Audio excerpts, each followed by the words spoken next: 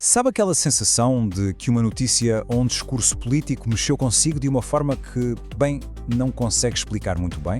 Hoje vamos explorar precisamente isso, o mundo quase invisível da hipnose conversacional.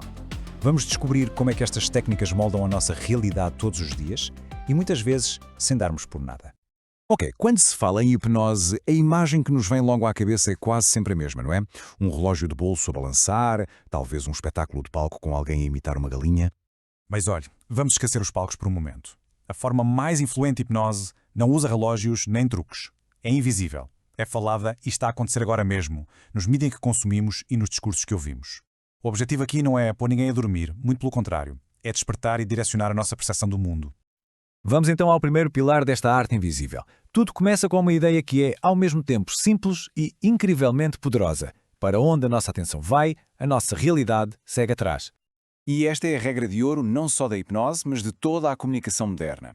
Pensemos nos mídia como o realizador de cinema. Ele não inventa a paisagem, claro que não, mas escolhe com muito cuidado para onde é que a câmara aponta. E a consequência disto é brutal. O que fica fora do enquadramento, para a maioria das pessoas, é como se simplesmente não existisse. É através destas escolhas que se constrói a nossa agenda mental.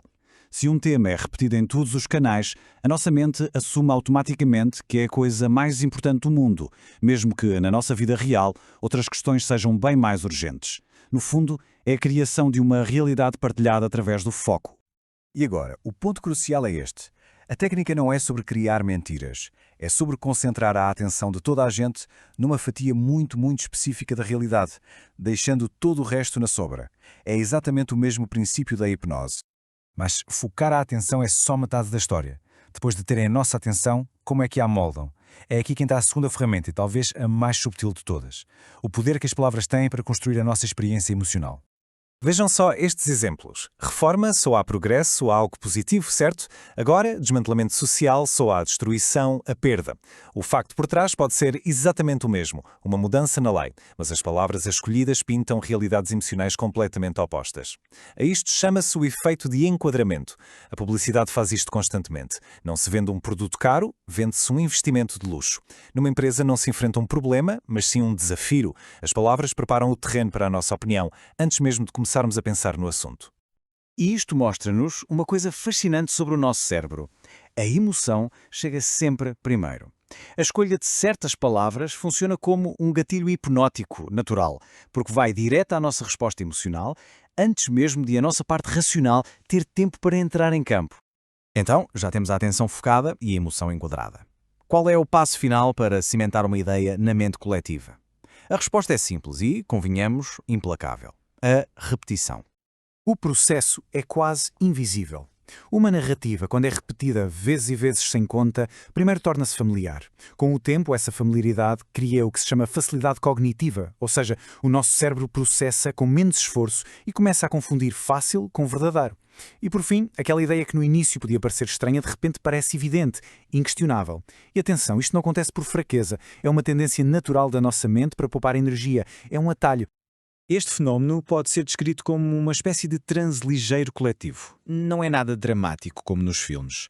É mais um estado de aceitação passiva de uma narrativa que se torna tão influente precisamente por ser tão subtil, tão normalizada. Perante tudo isto, a pergunta é: como é que se reage? A chave não é a paranoia que nos fecha ao mundo. É a lucidez que nos permite vê-lo com mais clareza. Vamos ver como isto se pode tornar numa ferramenta para nós. E claro, a pergunta que surge naturalmente é: mas isto é manipulação? É inerentemente mau? A questão é um pouco mais complexa. Muitas vezes, estas ferramentas são usadas para simplificar mensagens, para nos tranquilizar ou para mobilizar para uma boa causa. O verdadeiro perigo não está nas técnicas em si, mas sim no facto de não termos consciência do seu efeito sobre nós. Compreender isto é como ganhar um novo sentido. De repente, começamos a ver a arquitetura por trás das notícias. Conseguimos sentir para onde é que a nossa atenção está a ser puxada. Ouvimos as palavras gatilho e, em vez de reagir em piloto automático, podemos parar e perguntar: espera lá, por que é que esta palavra foi escolhida? É quase um superpoder para a mente moderna. O objetivo final não é rejeitar toda e qualquer influência. Isso seria impossível. O objetivo é passar de um estado de aceitação passiva, de receptor, para uma posição em que podemos escolher conscientemente aquilo em que acreditamos. E isto leva-nos à ideia final, que muda toda a perspectiva. A questão crucial que devemos colocar não é se somos ou não influenciados. A verdadeira questão é esta. Porque a influência, bem, é como a gravidade. Está sempre presente, não dá para escapar. Mas ao compreender as suas regras, podemos aprender a navegar nela. E essa consciência não é apenas conhecimento, é talvez a forma mais pura de liberdade nos dias que correm.